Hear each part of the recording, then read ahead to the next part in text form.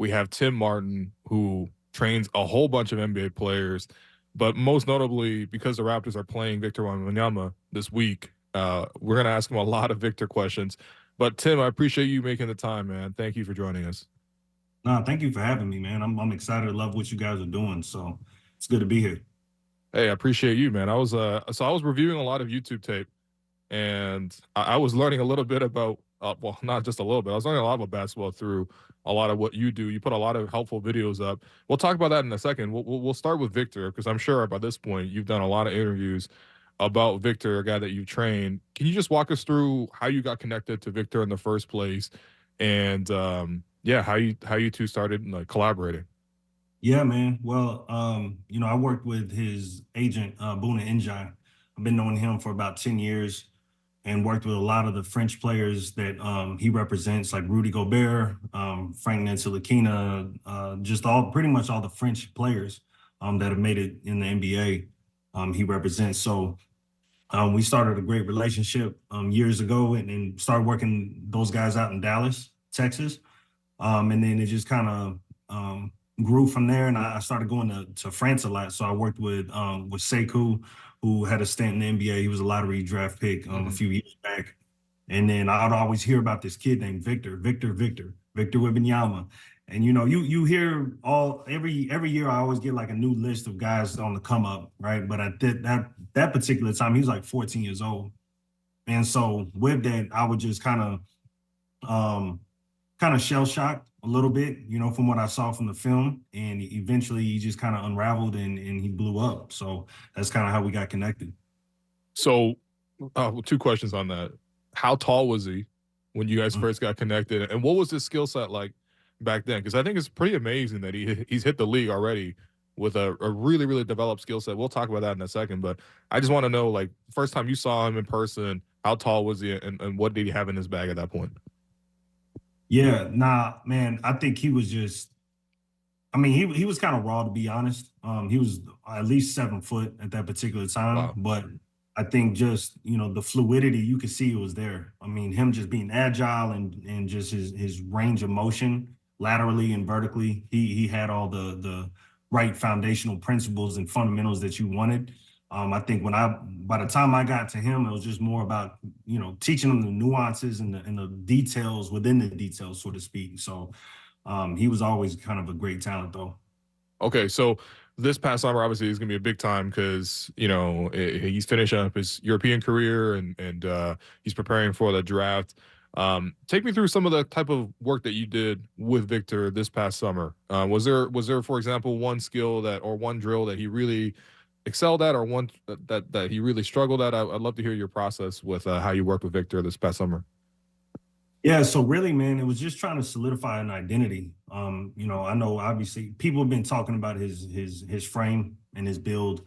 For me, I've never worried about that because I don't know anybody outside of LeBron James that has come into the NBA with a amazing physique. You kind of have to grow into that. And you look at guys like Giannis Antetokounmpo, and then you have Rudy Gobert or Kevin Durant. You look at what they were when they were 18, 19 years old, just like any high school kid going into college, is always going to have some weight issues. But I think for me, it was more so about solidifying his mid-post abilities. And, Dwayne Wade has been a mentor of mine, and just watching how obviously become one of the greatest scorers in the mid-post, and watching Kobe and Jordan to try to mimic a lot of those movements and teach him not so much about moves, but about movements on how to set up the defender and how to create counters off the catch.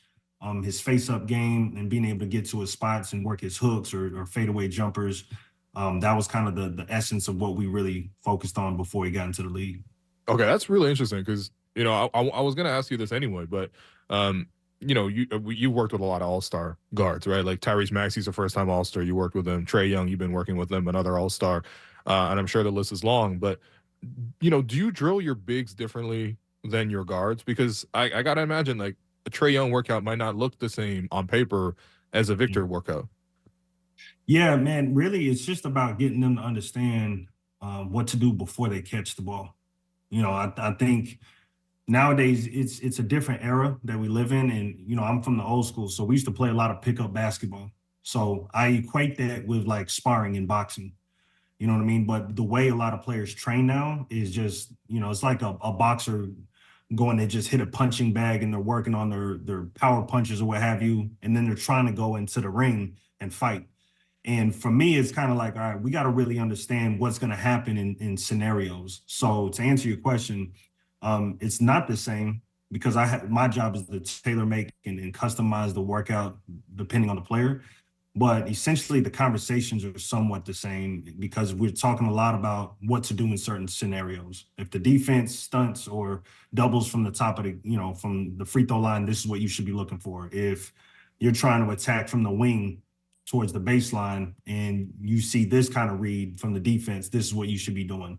So it's just kind of putting the player in a lot of scenarios and then giving them some options to be able to make better decisions. That's what this comes down to. I mean, when you talk about shot selection, efficiency, all these come by making a player really precise in their decision making and confident in that. That's another thing that we really focus on. Mm. Okay, that's all really fascinating, man.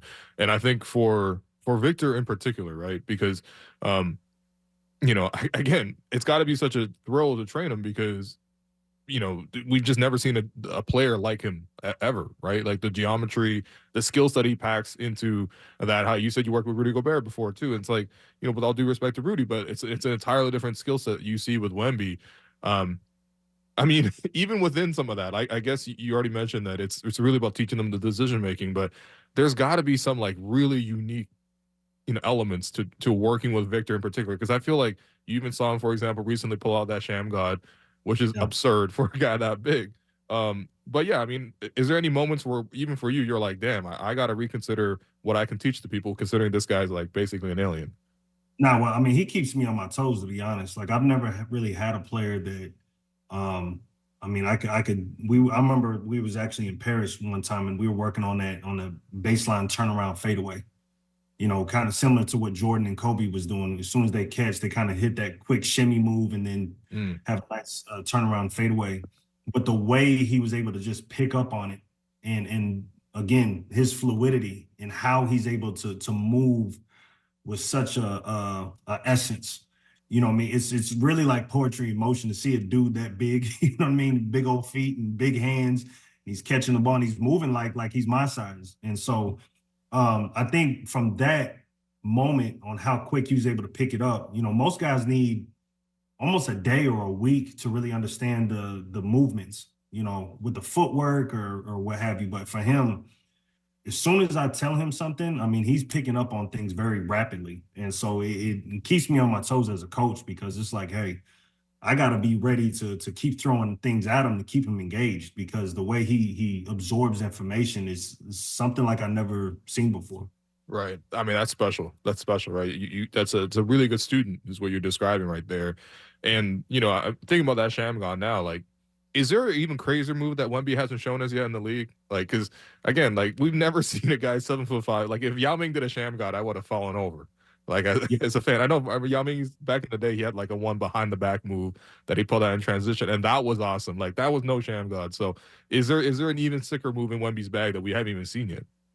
Nah, man, he's a Picasso of his own day. The court is his canvas and he'll go up and he'll paint whatever's in his imagination. That's what makes him that's why I love him, is just really his imagination is so profound and so his perspective is just unique. But I mean, we've seen the 1 foot 3 pointers, I've seen him do that in workouts. I never thought he was going to do it in the game. And I mean, that's kind of his signature now. And then he feels like, oh, I'm going to just do the shame god. So let me try this. Let me try that. I mean, he could do anything he wants to. I mean, outside of maybe tossing the ball up, doing a cartwheel into a dunk.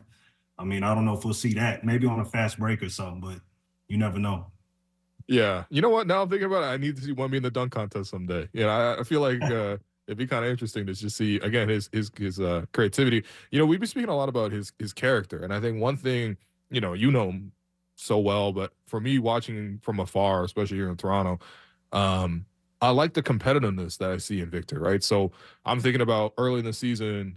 They play the Suns twice, and they play KD, and he wants to go right at KD. Like he doesn't mind getting guarded by KD. I'm thinking about when they played Giannis. He doesn't mind going right at Giannis, and they lost that game, but it was close. Him versus Giannis down the stretch was awesome to see.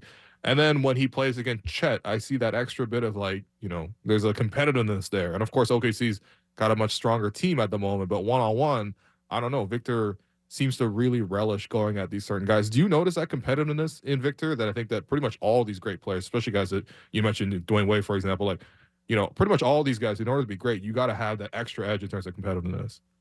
Oh man, he hates losing way more than he loves winning. And some people that goes right over a lot of people's head. But when you working with a guy that hates losing, I mean, there's a different type of ferociousness, if that's even a word, on how they go about the game of basketball. I mean, you hear about the Mamba mentality and you hear about Jordan, his competitive spirit.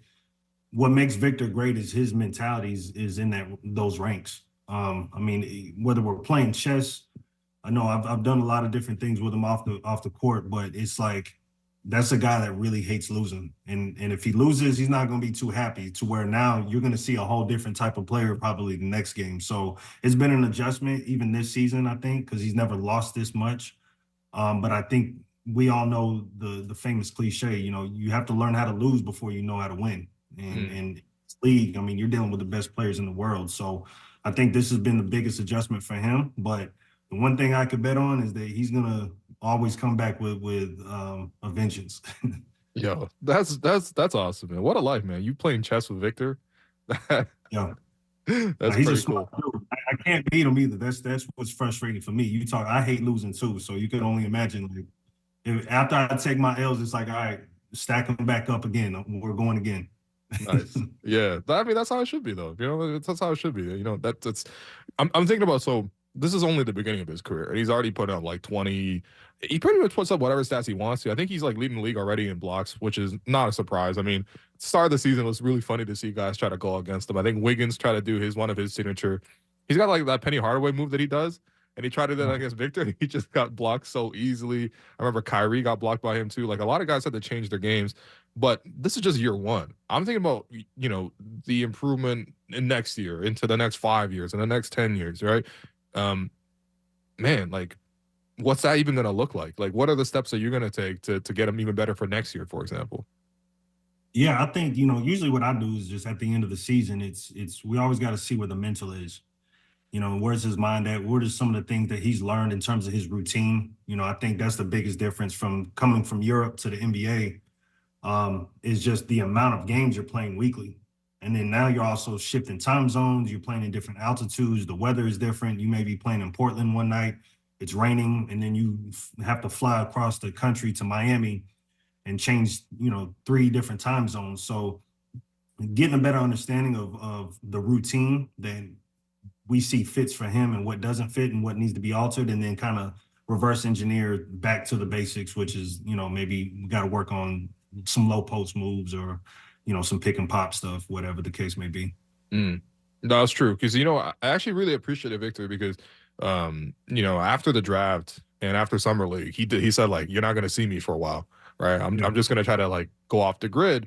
And you see that sometimes from guys like LeBron, for example. You would famously say like zero dark 30, and then for the playoffs, he won't use social media or at least won't post.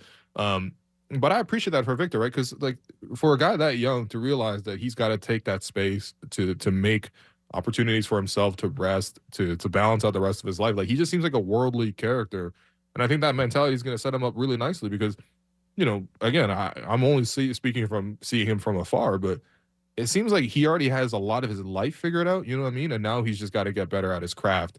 And for a lot of players, you got to figure out your life first, and then you got to figure out the rest of it, right? But I'm curious to hear from your perspective, like just speak to Victor's character in terms of just his preparativeness as a person. Man, he's one of my favorite just people. I Mm, mean, even when I think about him, I don't even really think about basketball, just because over the years we've been able to, form our own unique relationship. But I think he's just a fascinating person. He always has some of the most engaging conversations, and we're both very kind of eccentric in our own way. So I think that's kind of what brings the synergy for us when we're in the gym.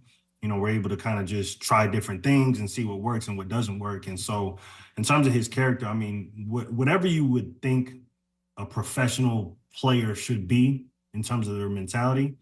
I mean, he represents that and embodies that to a whole nother level. And I hear stuff on the internet about how great he can be, but what's gonna make him great is obviously his mental, Mm, you know, and just how he views things and his perspective on just not just basketball but life in general. It's so unique, man. It's actually refreshing because he has a lot of new ideas and new concepts that maybe some of us in this basketball industry never even fathomed or thought about. So he's a special person, man, all the way around.